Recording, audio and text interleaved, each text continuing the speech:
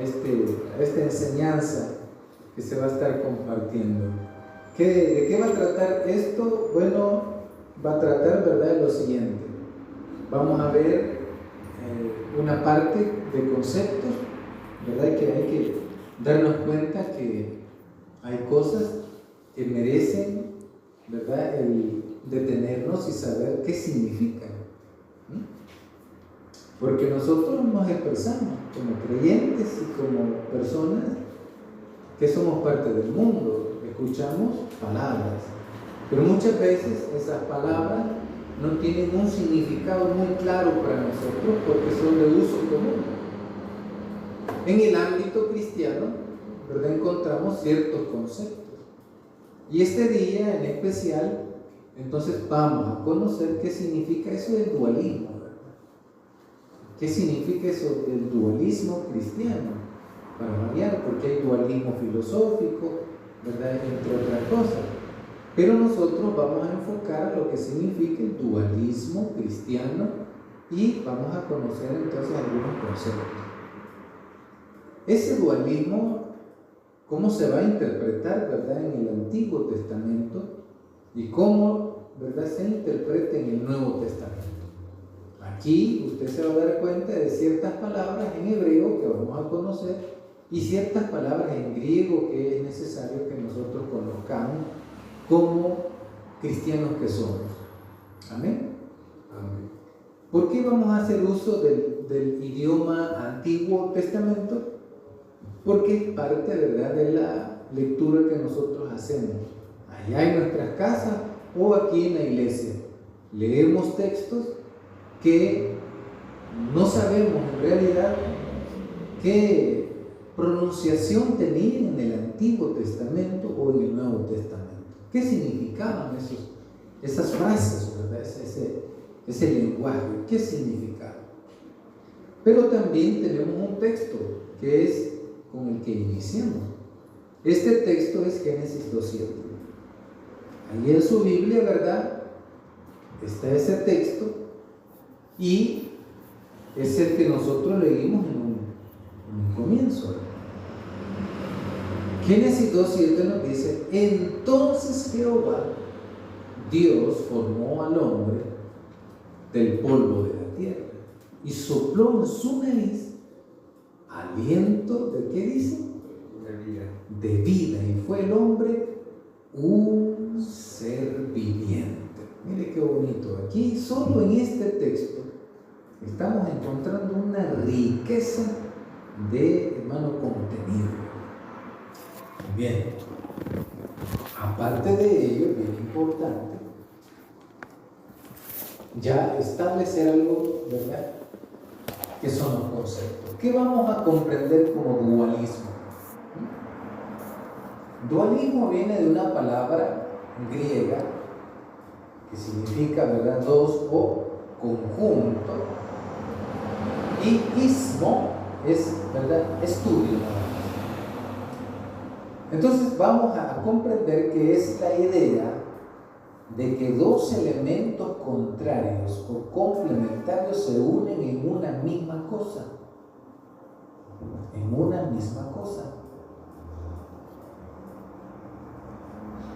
Dos, ¿verdad?, elementos, sean estos contrarios o no, sean una misma cosa. Bien, veamos algunos términos en hebreo. Aquí va a aprender hebreo con nosotros. Dice términos hebreos para describir al ser humano: basar, nefesh y ruach. Basar, lo vamos a ver, ¿verdad?, dentro de poquito, tiene que ver con la carne. Nefesh, con la vida. Y ruach, con el espíritu. ¿Está? En esas tres dimensiones se ve al hombre en el Antiguo Testamento. Por supuesto, lo que vamos a conocer hoy no va a ser, ¿verdad?, una búsqueda grande de textos bíblicos, porque solo esto nos llevaría por lo menos unos 3 cultos. ¿verdad? De 45 minutos cada uno, para buscar textos que hacen referencia a todos estos tres elementos, ¿verdad? Basar, Nefesh y Ruach. Bazar no es allá donde venden cositas pequeñas, así para costura, ¿verdad? O cualquier otro elemento. No, es un idioma que tiene que ver con el hebreo. Hebreo, del cual fue escrito el Antiguo Testamento. Bazar, Nefesh, Ruach. Amén, ¿estamos? Amén, ¿estamos bien? Bueno.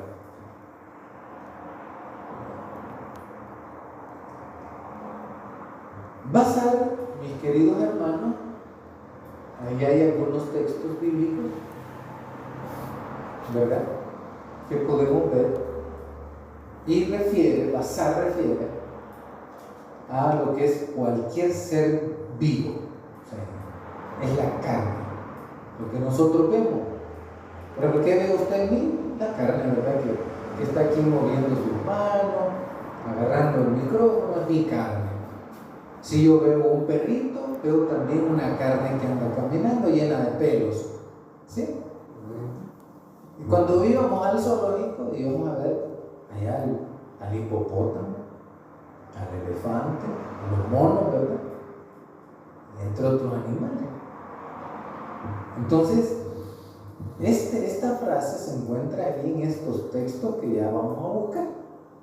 Busquemos Isaías 22:13, por favor. Isaías 22:13. Si lo tiene, me regala un amén. Isaías 22:13.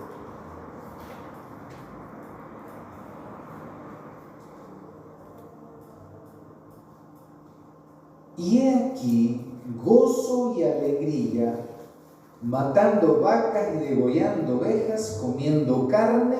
Carne es la palabra bazar. Comiendo carne y bebiendo vino, diciendo comamos y vamos porque mañana moriremos. Esa palabra ya traducida al español, bazar, traducida al castellano, está diciendo carne. Esa palabra, bazar. ¿Estamos, iglesia? Amén. Aquí aparece, ¿verdad?, haciendo alusión entonces a los animales. Busquemos otro texto, Levítico 26:29. Génesis, Éxodo, Levítico 26:29.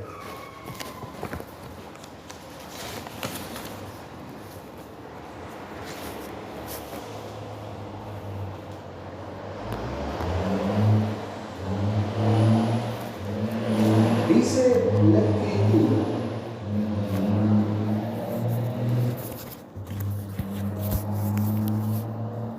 ¿está conmigo? Y comeréis la carne de vuestros hijos y comeréis la carne de vuestras hijas. El pasaje, ¿verdad?, tiene que ver con el pecado. Pero lo que quiero decir es que esta palabra bazar en el Antiguo Testamento está haciendo referencia a la carne tanto de los animales como también de los seres humanos. ¿Estamos, iglesia? Pero también bazar está hablando acerca de una conducta pecadora o pecaminosa. Busquemos Génesis 6:12. Génesis 6:12.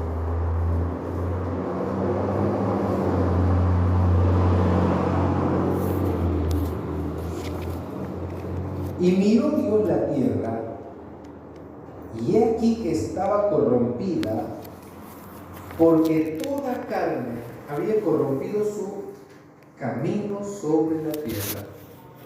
Lo voy a volver a leer. Dice Génesis 6:12. Ahí está hablando de carne también, pero está haciendo alusión a una conducta.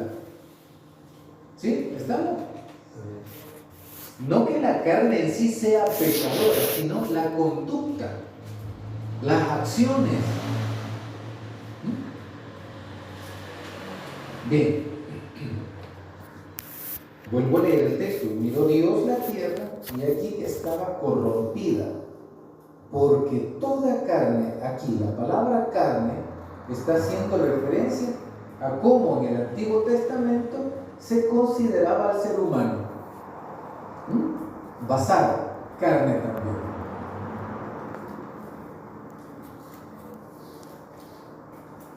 Aquí vamos con la otra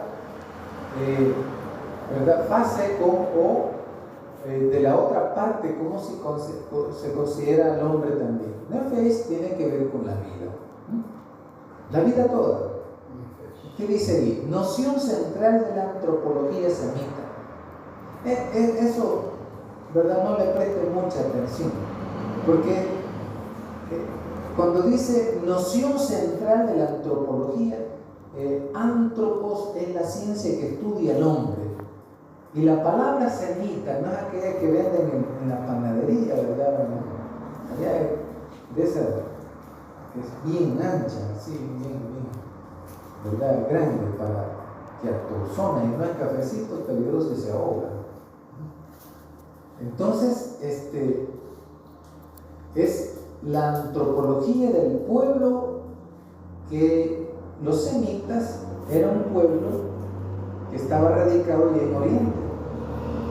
Son los descendientes de Sem. Cuando, ¿verdad?, las aguas descendieron, los hijos de Noé fueron a repoblar la tierra. Y los descendientes de uno de los hijos de Noé, llamado Sem, entonces hicieron varias comunidades y se les llamó los semitas, de Sem. Así era el nombre de él, Sem, y de Sem vienen los famosos semitas. ¿Quiénes eran los semitas? Los cananeos eran semitas. Los egipcios eran semitas. Los árabes también. Y los hebreos. Entonces, los hebreos no eran ellos solo los semitas que existían ahí, sino que habían varias comunidades ya, ¿verdad?, dispersas. ¿Estamos, iglesia? ¿Sí? Bien. Entonces, Nefesh tiene que ver también, ¿verdad?, con una interpretación acerca de la vida, y que esta vida entonces tiene que ver con la respiración. Con la respiración. Quítele el aire a una persona y mire si puede vivir. Amén. Quítele el aire a las personas y no podemos vivir. Entonces está relacionado con la garganta, pero también está relacionado, ¿verdad?, con la sangre. Porque al derramar la sangre el hombre muere.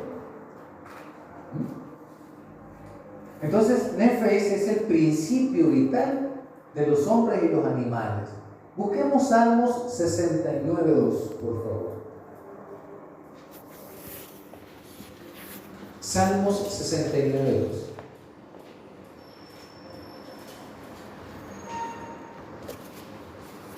Estoy hundido en cielo profundo, donde no puedo hacer pie. He venido a abismo de aguas y la corriente me ha anegado. Lo voy a leer, hermano, el versículo 2 en la Nueva Versión Internacional. Me estoy hundiendo en una ciénaga profunda y no tengo dónde apoyar el pie. Estoy en medio de agua profunda y me arrastra la corriente. Aquí tenemos entonces, hermano, ¿verdad?, en especial lo que es el versículo 1, en consecuencia también el 2. Voy a leer el 1 nuevamente. Sálvame, oh Dios, porque las aguas han llegado hasta el alma. No sé si me doy a entender. Sálvame, oh Dios, porque las aguas me han llegado hasta el alma, hasta la garganta, pues. Porque la garganta es la vida, porque de aquí para allá, si las aguas me llegan a la nariz, me muero, me ahogo. ¿Sí? Voy a volver a leer el texto. Leamos el texto, Salmos 69, 1 y 2. 1 y 2. Sálvame, oh Dios, porque las aguas han entrado hasta el alma. O sea, ya entraron, ¿verdad?, a la garganta. Y, o sea, no voy a morir. ¿Estamos, iglesia? Busquemos otro texto también. Alma, entonces, es vida. En el Antiguo Testamento, el alma, porque así lo traduce la Biblia que nosotros tenemos, en lugar de decir cuello, dice alma. Porque otras versiones, si usted busca otra versión, dice cuello. Porque las aguas me han llegado hasta el cuello, dice. Pero la Reina Valera del 60 traduce cuello como alma, o sea, nefesh. Alma es vida. Amén. Alma es vida. Bien. Deuteronomio 12:23. A ver quién lo tiene, que me ayude, por favor. Necesito que me ayude.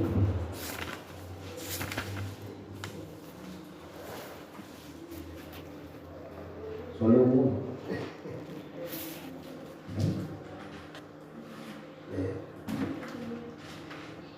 A ver, ¿qué es lo que nos dice el 23? 12.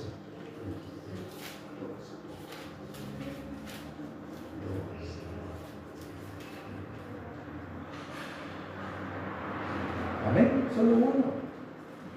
Este versículo lo ocupan los testigos de Jehová. Ya vamos a ver. Amén.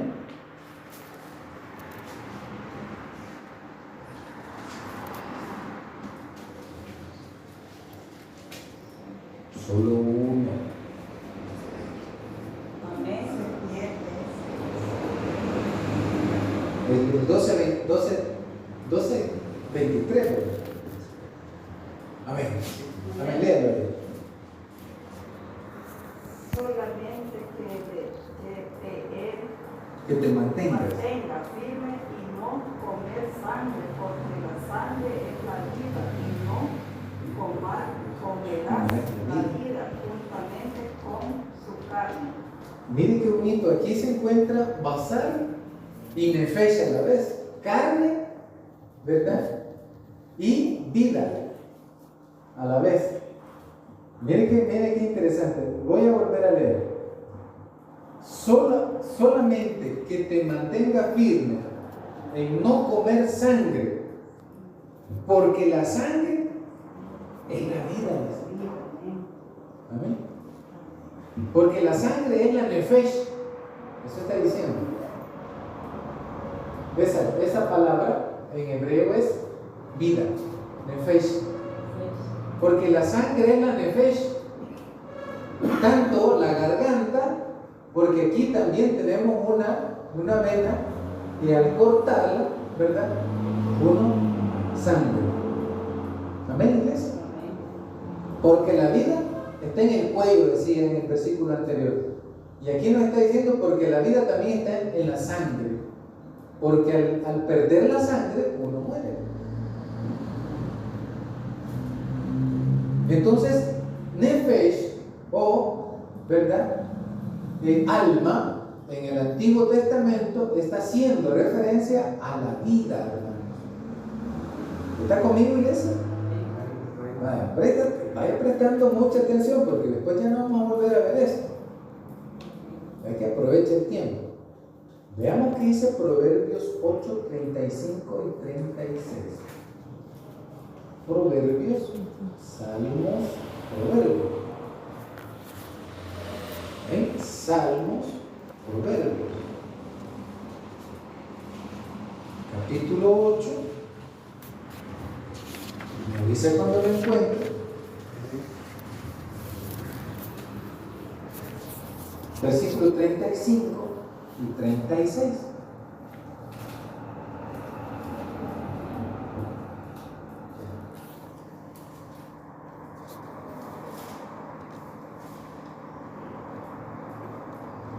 Amén. Lo voy a leer yo entonces. Dice así: porque el que me halle hallará la nefesh, o sea, la vida, y alcanzará el favor de Jehová. Dice el 36: mas el que peca contra mí defrauda su nefesh, su alma, su vida. ¿Sí? Todos los que me aborrecen aman la muerte. Entonces tenemos que en el Antiguo Testamento encontramos tanto basar como carne y también alma como vida, haciendo referencia al hombre, ¿verdad? O al ser humano, porque el hombre hoy con la feminista está bien fregado. O hay que decir ser humano. Y ahí en el ser humano encontramos al hombre y a la mujer. ¿Sí? ¿Estamos en eso? Bien. Ahí entonces, ¿verdad? Vemos cómo en las mismas escrituras encontramos, ¿verdad?, estos elementos. Después vemos que hay un ruach, que tiene que ver con esa inclinación a lo religioso, al Espíritu de Dios, acercarse a Dios. El ser humano, ¿verdad?, tiene la tendencia de la búsqueda de lo religioso, de unirnos a las cosas. Y eso es de muy antiguo. Hay una ciencia, ¿verdad?, que hizo un análisis profundo sobre los actos de los seres humanos. Y en los actos de los seres humanos encontraron, hermano, un fenómeno. De ahí viene la fenomenología. Y el fenómeno es que el hombre siempre tiende a ser religioso. Hay grupos religiosos. Siempre están en la búsqueda de lo divino, de una forma o de otra. Veamos qué nos dice Isaías 11:2. Isaías 11:2.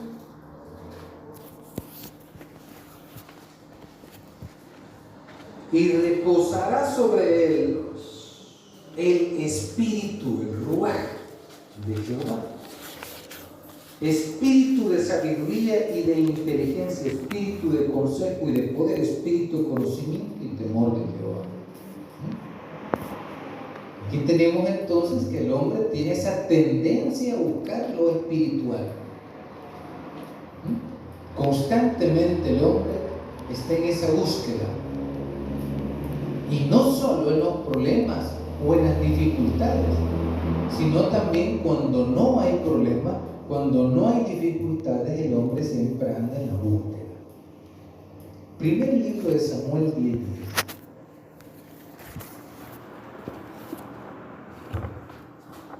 Primer libro de Samuel, Dios le bendiga. Primer libro de Samuel, capítulo 10, versículo 10. Dios le bendiga.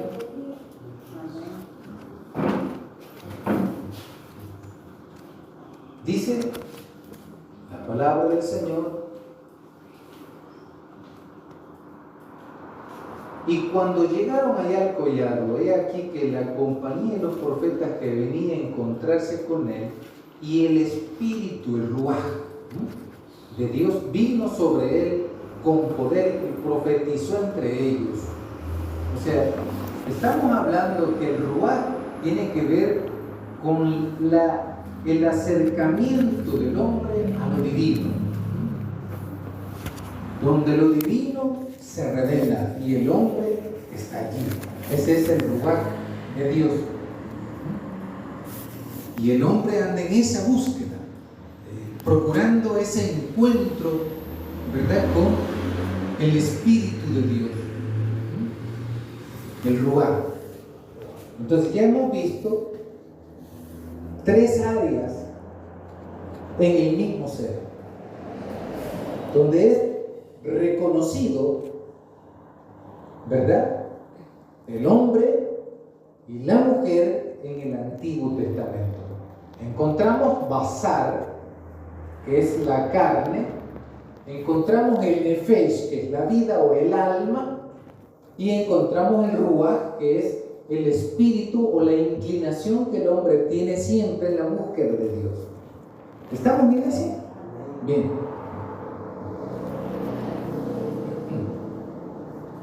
Ahora vamos a ver otros aspectos, pero ya en el Antiguo, en el Nuevo Testamento.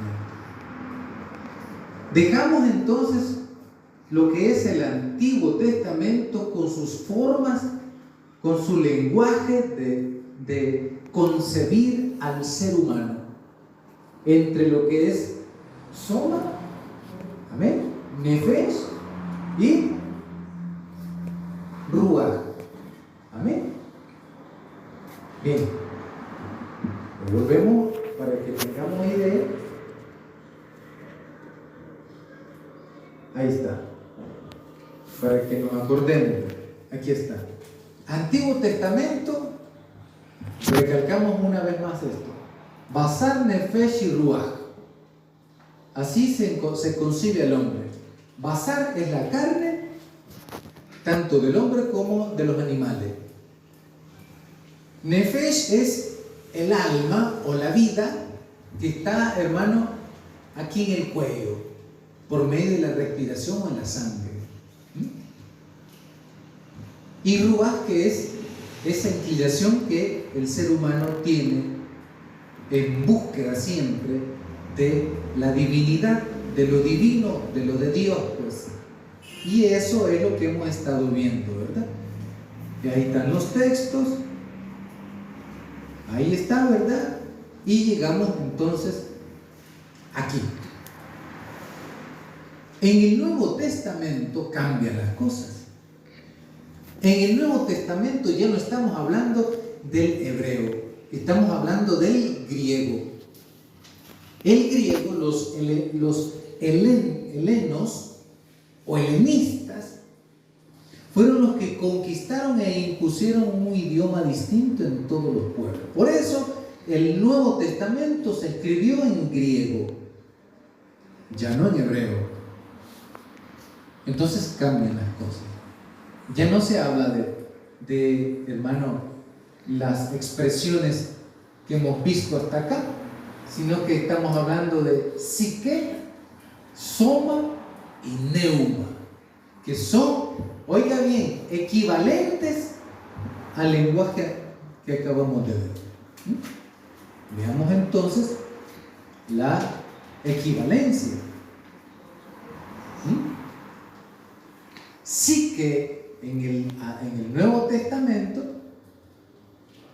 es la equivalencia de Nefesh, y Nefesh es vida y vitalidad. Busquemos un texto, Marcos 8:35. Mateo, Marcos, capítulo 8, versículo 35. Porque todo el que quiera salvar su vida, su nefesh, su psique, le viene psicología, su psique, y aquí dice, mire, en el 35, porque todo el que quiera salvar su vida, su psique, su nefesh, la perderá, y todo aquel que pierda su psique o su nefesh por causa de mí y del evangelio la salvará. O sea, esta no es alma, sino que es la vida. La vida se pierde o se gana. Amén, iglesia. Vuelvo a leer el texto. Porque todo el que quiera salvar su vida la perderá, y todo el que pierda su vida por causa de mí, dice, y del evangelio la salvará. Marcos 10:45. ¿Quién tiene ese texto? El 10:45 de Marcos. Adelantito está.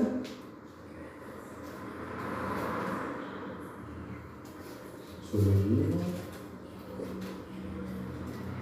Amén.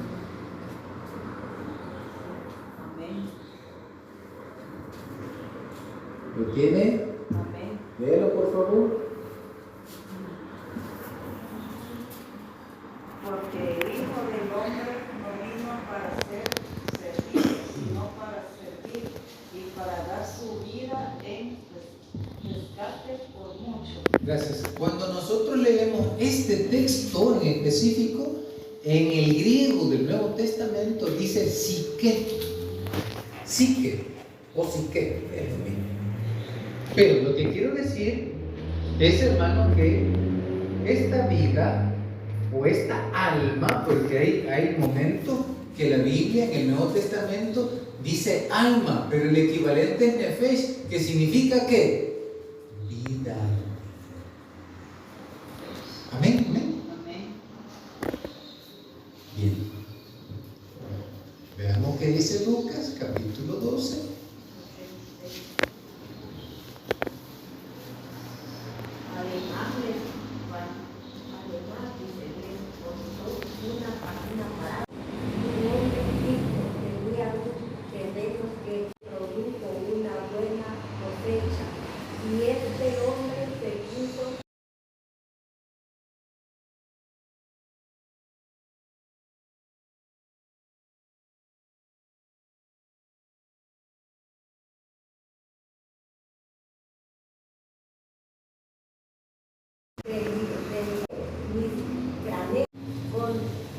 Contra luego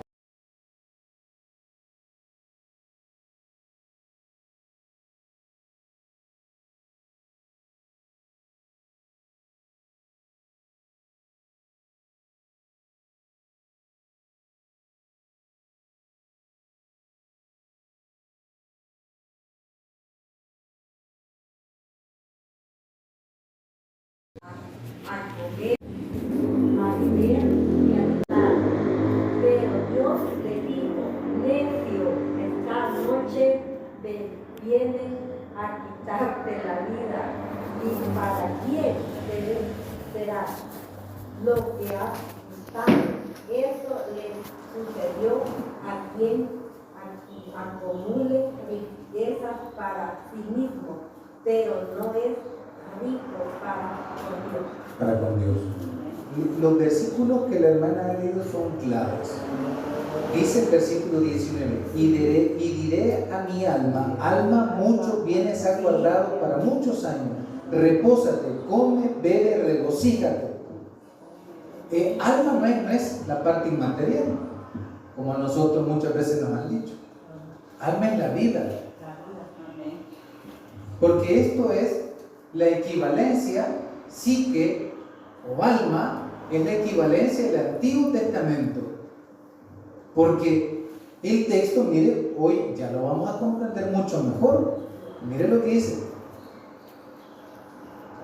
Dice el versículo 19: y diré a mi alma, muchos bienes has tenido guardados para muchos años. ¿Qué dice? Repósate, come, bebe y regocíjate. Como un alma, según como nos han enseñado a nosotros, que es ¿verdad?, la parte inmaterial, ¿cómo un alma va a comer y se va a regocijar? ¿Quién es el que come? Nosotros. Amén. Nosotros somos los que comemos, los que descansamos, los que nos alegramos. ¿Ah? Entonces, la palabra de Dios, hermanos, se comprende mucho mejor cuando nosotros venimos y hacemos uso de ese lenguaje que muchas veces no se explica bien en las enseñanzas cristianas, y que por lo tanto es importantísimo que nosotros podamos, hermanos, comprender este tipo, ¿verdad?, de temas. Entonces, alma no es la parte inmaterial, sino que es la parte del ser humano que tiene que ver con la vida.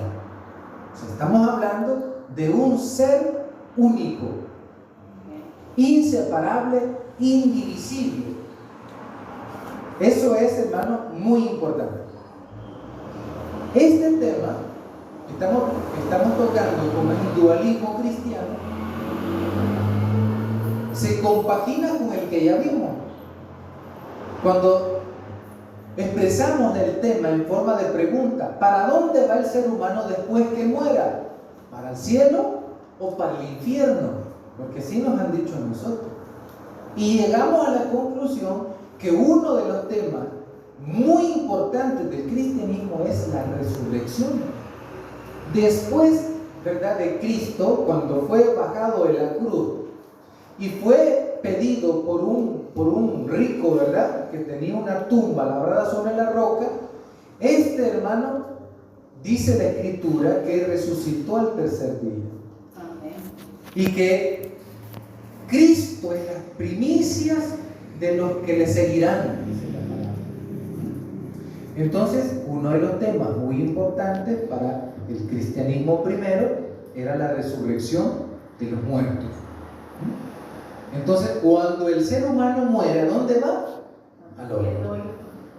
¿Esperando qué? La resurrección. ¿Ven eso? O ya se entiende bien, ¿verdad? Entonces, cuando alguien muere, todo su ser está allí. ¿Sí? Entonces, por eso le decía que este tema se compagina con el otro. Porque cuando hablamos de alma, cuando la Biblia en el Nuevo Testamento dice alma, se está refiriendo a la vida. Vida, dice, muchos bienes has tenido. O sea, alma, muchos bienes has tenido. Está diciendo a la vida. Alma es vida. Amén, iglesia. Bien. Mi hermano, así como en el mar, que quedan como que no los saque el mar, quedan llaves así, y es verdad, siempre. Sí, ellos, bueno, de hecho dice la Escritura y el mar va a entregar a sus muertos en Apocalipsis. Sí. Ahí está. ¿Cómo? No sé, eso sí no sé. Eso sí no sé cómo va a ser, porque como ahí lo comen los pececitos y después nosotros nos comemos a los pececitos. ¿Cómo va a ser? ¿Cómo va a ser el asunto ahí? ¿Cómo se va a reunir, verdad, el ser del hombre? No sé. Pero lo que sí sabemos es que va a haber una resurrección. Amén. Bien. ¿Hay otro texto? No, estamos bien con ese, ¿verdad? Entonces, no sé si tienen alguna pregunta hasta aquí, ¿no? Aparte de la que hizo la hermana, ya me la había hecho yo también, no voy a creer, en esa de la curiosidad de uno, ¿verdad? Hasta aquí, vamos bien con lo que vamos aprendiendo. Amén. Bien. Bien.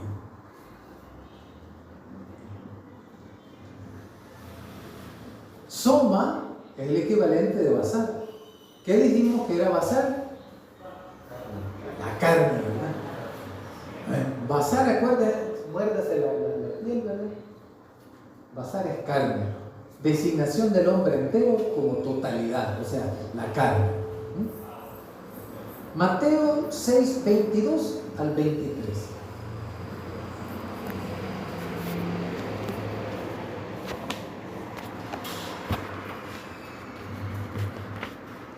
La lámpara del cuerpo, ¿cuál? ¿Soma o basar? Cuerpo. ¿Sí? ¿Estamos, iglesia? La lámpara, dice el versículo 22. La lámpara del cuerpo es basar o, en todo caso, soma. Soma es en griego. Basar en hebreo, son equivalentes.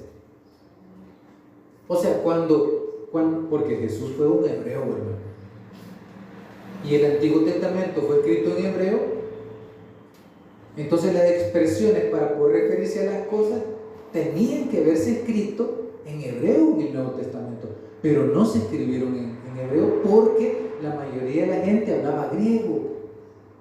Entonces viene la gente y los cristianos en el momento y escriben en griego. Pero el griego no pensaba como el hebreo. El griego pensaba que alma era lo que se separaba cuando el hombre moría y que el cuerpo era malo. En cambio Dios no dice que el cuerpo sea malo. No, y vio Dios que todo era bueno, dice el Antiguo Testamento. En ningún momento Dios dice que el cuerpo es malo. Uno que se ve malo en el espejo, uy, no, y todo panzoncito, o se ve, hermano, de repente en el espejo, no, hombre, que mire, tengo una oreja más grande que otra, que no sé qué otra cosa, y se ve uno defectos, que soy muy chiquito, dice, que soy muy grande, que tengo los pies muy grandes, las manos muy grandes. Y uno se pone defecto y uno dice, es que en mi cuerpo es malo eso. Me está despreciando. Cuando Dios le ha dado su cuerpo, uno tiene que sentir orgulloso de su cuerpo. Ya sea que uno esté gordito o delgadito, ¿verdad? Independientemente, hermano, ¿verdad? Como uno esté. Dios nos ama así. Entonces tenemos en Mateo que basar, soma, y basar es equivalente. Estamos hablando del cuerpo del ser humano, de la carne del ser humano. Dicen, son los mismos textos, ¿verdad? Siempre en Mateo. El capítulo 27, versículo 52. Mateo 27, creo que.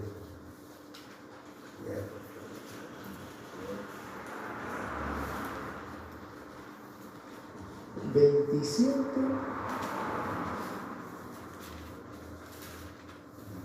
52. Y se abrieron los sepulcros y muchos cuerpos. Ahí está. Muchos cuerpos. Los cuerpos se levantaron.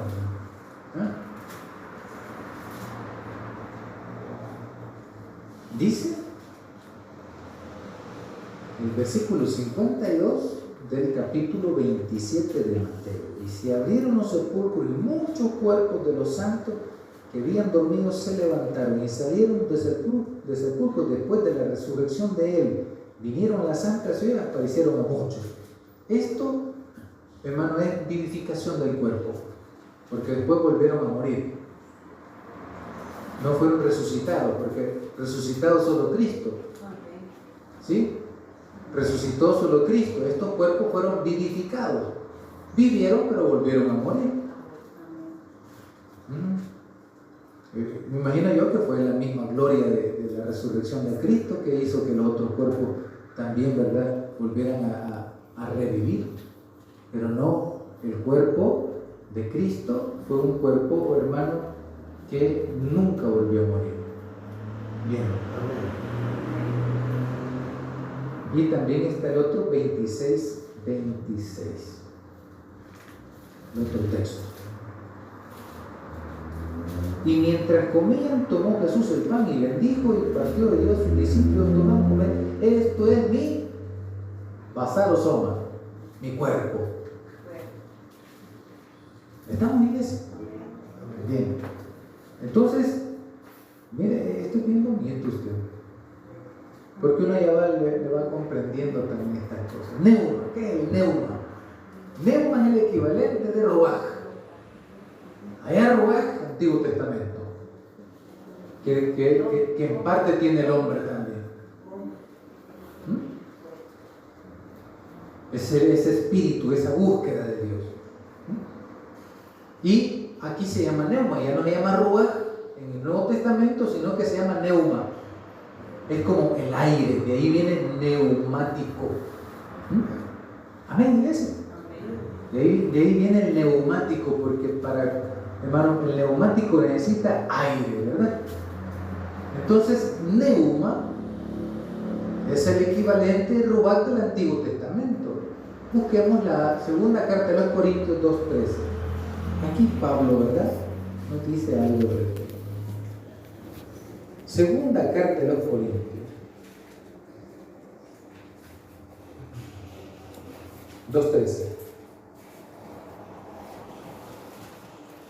No tuve reposo en mi espíritu. Neuma. ruach, en mi espíritu. No tuve reposo en mi espíritu. ¿Qué significa eso? ¿Qué se le viene en mente a usted cuando nosotros escuchamos no tuvo reposo en mi espíritu? A ver. Pensamiento. Que no estaba intranquilo. Ajá. Mi espíritu estaba intranquilo, dicen. O sea, estamos nosotros, hermanos, ahí inestables. No teníamos mucha paz. Entonces, espíritu tiene que ver, hermano, con esa parte también, ¿verdad? De espiritual. O también tiene que ver, hermano, con la parte interna del hombre, cómo se siente. A ver, iglesia. Espíritu es neuma, ¿verdad? Por no haber hallado a mi hermano Tito, dice. Así, despidiéndome de ellos, partimos hacia Macedonia. Ahí estamos con la segunda carta de los Corintios 13. Y la primera carta de los Corintios, capítulo 5.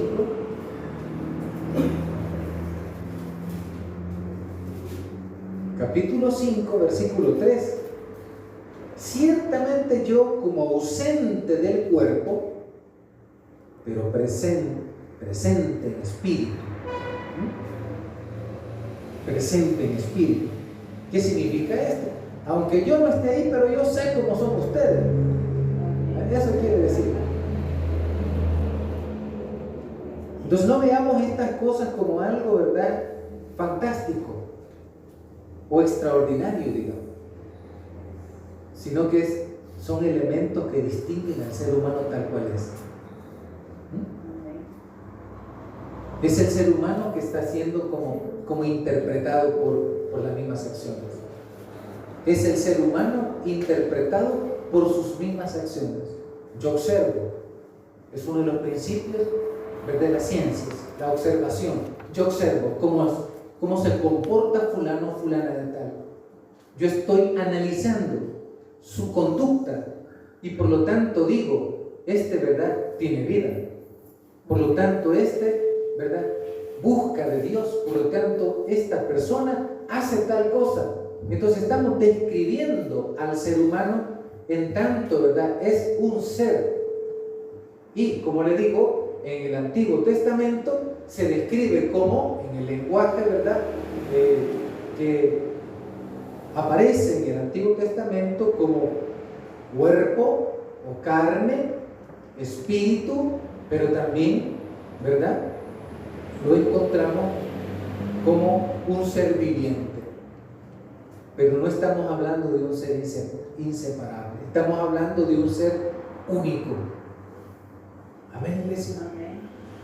Hoy analicemos el texto con el que nosotros empezamos. Entonces Jehová Dios formó al hombre del polvo de la tierra y sopló en su nariz aliento de vida. Amén. Y fue el hombre que dice, habló de tres, habló de un solo ser. Entonces el hombre tenemos que comprenderlo como un solo ser, con cualidades que le distinguen.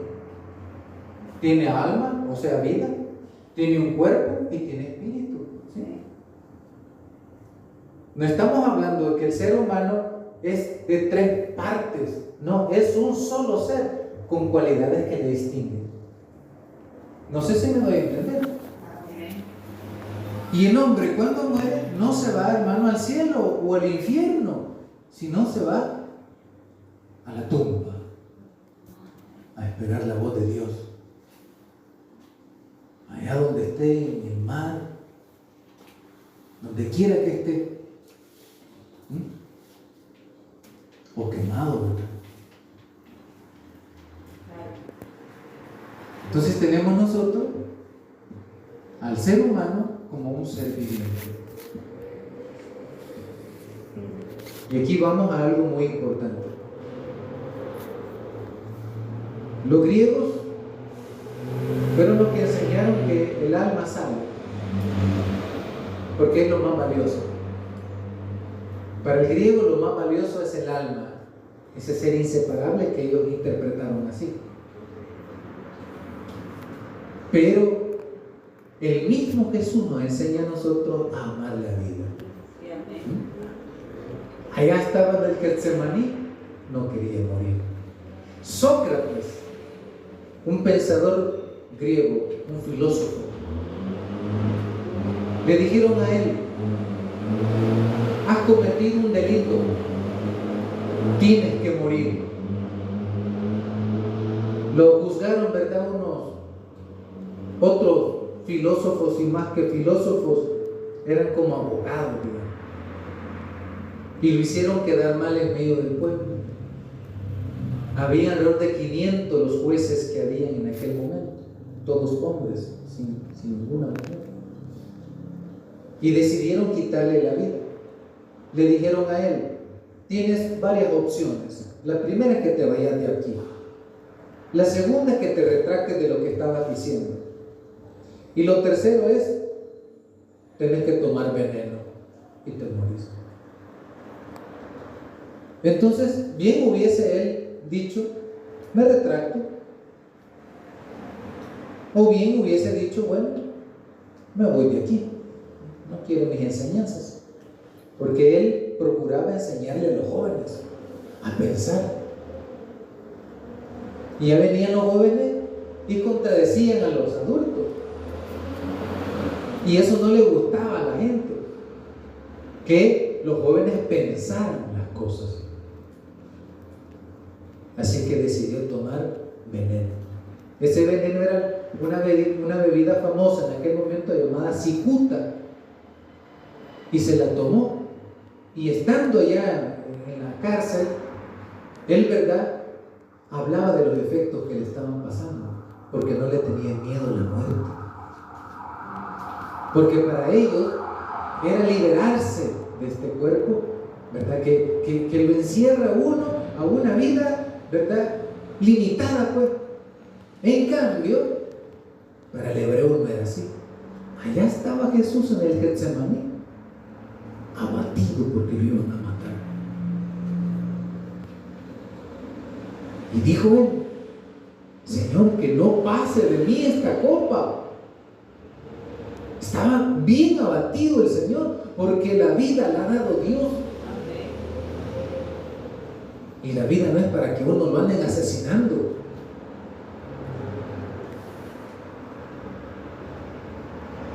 Sino para vivirla, para tener vida y vida en abundancia, no para que alguien venga y me quite la vida.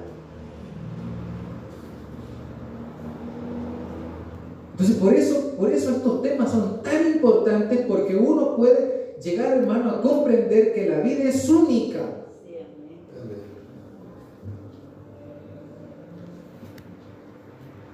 Es una. Por eso el Evangelio de Lucas habla del rico y Lázaro, y presentan, hermano, un ejemplo. Y dicen ellos que allá se murió un rico. Es una parábola. Hay quienes que no le quieren dar, hermano, el término de parábola a eso que se habló en el momento.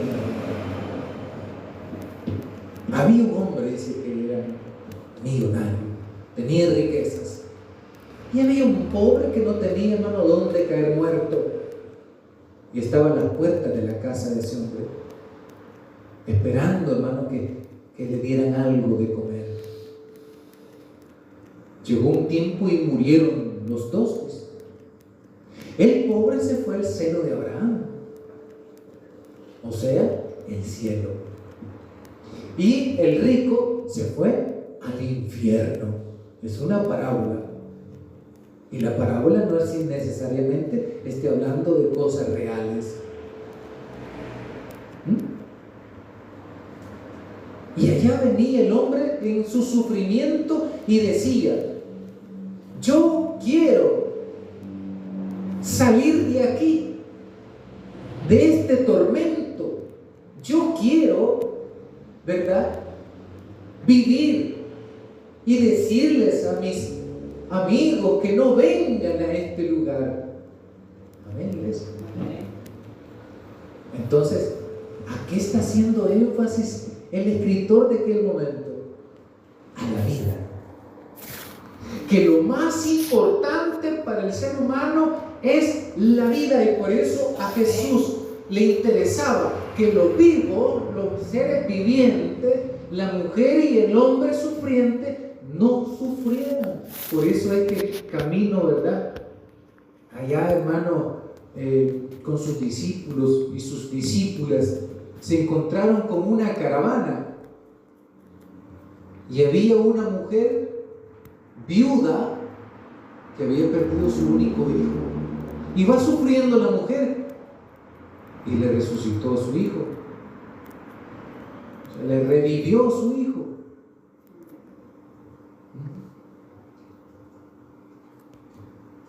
Porque para Jesús la vida no es para venirla a sufrir,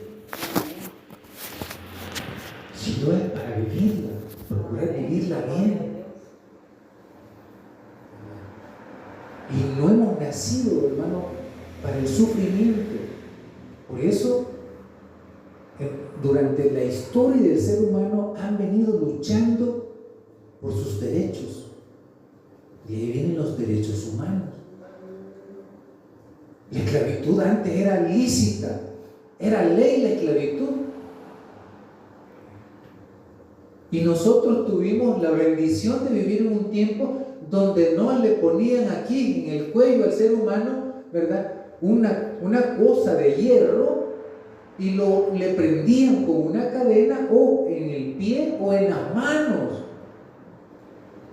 y le decían a usted que lo iban a vender, y lo llevaban al mercado, y allá lo paraban enfrente de la gente, así como nosotros vamos a ver los pollos o la carne que venden ahí en los mercados. Así llevaban también al ser humano a venderlo a los niños, a los jóvenes y a los viejos. Lo primero que le veía es la dentadura a uno, usted. A ver si estaba bueno. Allá compraron a José. El mismo, hermano, patriarca Abraham tenía esclavos, y ahí estaba Agar, la cual fue maltratada y salió huyendo, y allá Dios la oyó y la bendijo, porque a Dios no le gusta el sufrimiento. Amén. Por eso todo aquel que diga que es un hijo de Dios y está maltratando y haciendo sufrir a una persona, ¿verdad?, debe de pensársela ya. Amén, iglesia. El que sea un esclavo, una esclava, en nuestros tiempos debe de pensársela, porque ya no estamos en tiempos de esclavitud. La verdadera liberación ha venido con Cristo. Él ha venido a darle su lugar al ser humano. Y eso es la importancia de este tipo de enseñanzas. Esto no es solamente para que nosotros conozcamos, ¿verdad?, de dónde nacen estas expresiones, sino que la fuerza de esto radica en que el ser humano tiene un gran valor ante los ojos de Dios. Y no solo el ser humano, sino la tierra, los árboles y los animales. Amén. Amén, iglesia. Entonces tenemos, ¿verdad?, que el ser humano es único, irrepetible, y viene Dios entonces y lo hace un ser, ¿verdad?, unitario. Muere el ser humano, pero va a haber un día, que no sabemos cuándo, el ser humano se levantará entre la tierra o de las aguas allá, ¿verdad?, un día que nadie sabe.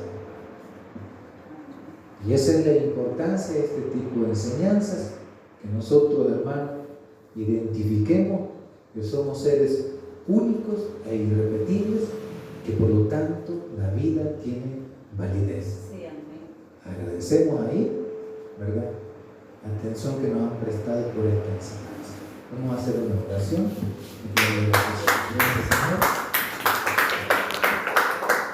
por darnos la oportunidad de volver a encontrarnos en este lugar